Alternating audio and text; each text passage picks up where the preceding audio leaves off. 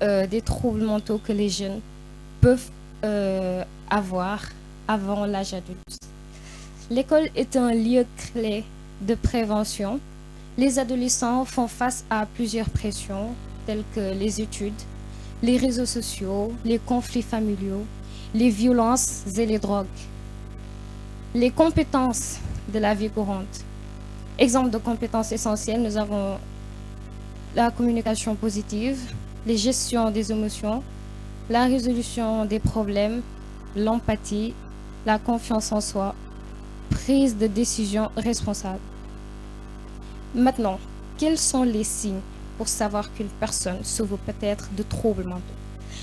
Quelques signes à surveiller sont l'isolement ou la tristesse prolongée. La personne est très souvent isolée, seule dans son coin. Il y a aussi le changement brutal de comportement, les violences, l'agressivité. La personne devient du jour au lendemain très agressive. Il y a des difficultés scolaires importantes quand la personne présente des lacunes à l'école. Perte d'intérêt pour des activités habituelles. Par exemple, si la personne avait l'habitude de faire plusieurs activités, du jour au lendemain, il n'a plus envie de les faire. Ce sont des signes de détresse. Comment faire face à un élève en détresse? La question qui nous regroupe aujourd'hui aussi tous. Il y a des bonnes pratiques. Il faut écouter la personne sans la juger. Respecter la confidentialité, c'est-à-dire ne pas pousser la personne à se confier coûte que coûte. Encourager la personne à parler. Chercher de l'aide chez un adulte ou bien chez un professionnel.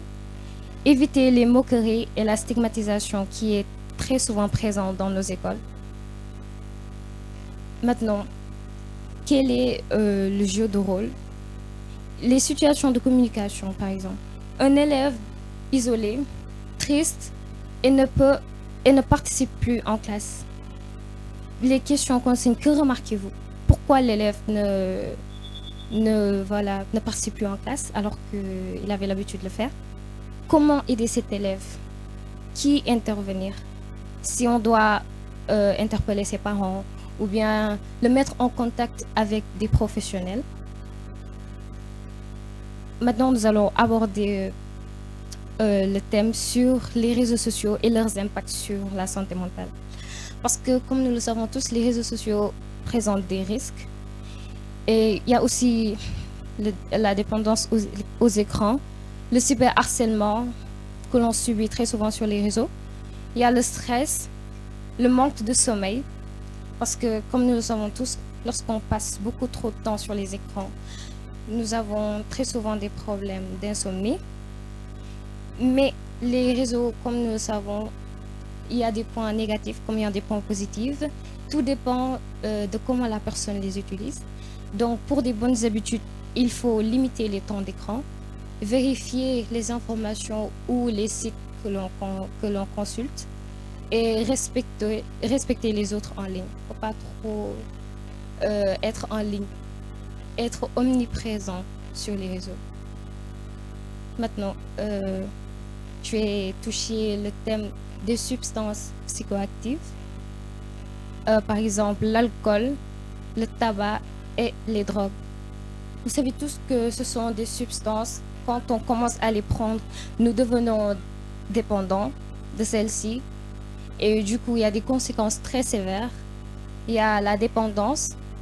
La personne qui a l'habitude de prendre ces substances est de plus en plus violente. Il y a des difficultés scolaires, des problèmes de santé aussi, santé mentale aussi. Et maintenant, nous allons toucher le thème des violences basées sur le genre. Les violences, il faut savoir qu'il y a plusieurs types de violences. Il y a des violences physiques, des violences verbales, des violences psychologiques et sexuelles. Maintenant, comment promouvoir le bien-être chez la personne? Pour garder une bonne santé, il faut faire du sport. Les garçons vont être d'accord avec moi. Il faut dormir suffisamment, limiter le temps d'écran, participer à des activités positives et voilà. Parler à une personne de confiance. Il ne faut pas se confier à tout le monde parce que toutes les personnes ne sont pas des personnes confiantes. Éviter les comportements aussi dangereux, éviter de traîner avec des personnes mal intentionnées. La communication et l'engagement en milieu scolaire. Le club santé mentale n'est pas un club comme tous les autres. C'est un club qui organise des sensibilisations, qui lutte contre la stigmatisation, qui aide les élèves en difficulté et aussi les aide à travailler avec les parents et les enseignants. Il y a des activités interactives qu'on organise aussi, comme le brainstorming. Maintenant, je vais poser quelques questions. Quels problèmes de santé mentale rencontrent les élèves en particulier et les jeunes en général? Quelles solutions proposer dans notre collège, ici on va dire lycée? Maintenant, je vais vous passer quelques messages clés, des messages qui vont résumer entre guillemets ce que je viens de dire. La santé mentale concerne tout le monde, jeunes comme adultes. Demander de l'aide, c'est un signe de courage. Une personne qui a des problèmes de santé mentale, qui vient te demander de l'aide, ça veut dire que cette personne, elle est courageuse. Elle a la force de surmonter ses peurs et de venir te demander de l'aide. Donc, il faut l'aider. Nous devons soutenir nos camarades, éviter les moqueries, les harcèlements. Et très souvent, les moqueries, ce sont des harcèlements entre guillemets. Les gens se moquent alors qu'ils ne savent pas qu'ils sont en train de toucher à la sensibilité de la personne. Du coup, il faut éviter les moqueries exagérées entre camarades. Ensemble, nous pouvons créer un environnement scolaire sain. Conclusion. Merci pour votre attention. Ensemble, protégeons la santé mentale des adolescents et des jeunes.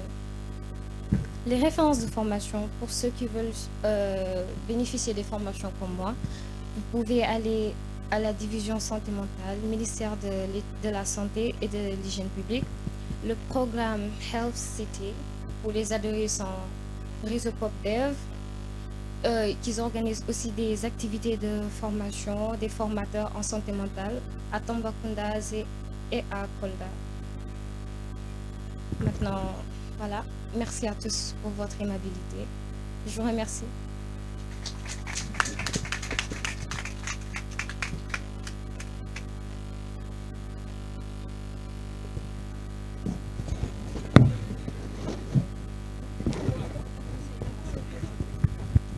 Je lui donne, tu vas te présenter.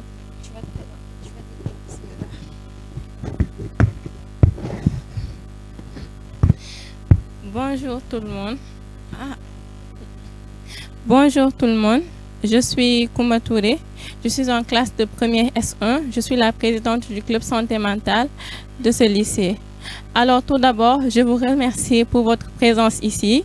Et je tenais juste à vous dire que ce qu'on va faire ici, c'est quelque chose de très important. Ça touche pratiquement tout le monde, les élèves comme les professeurs. Donc votre venue ici sera que bénéfique pour vous. Voilà, merci.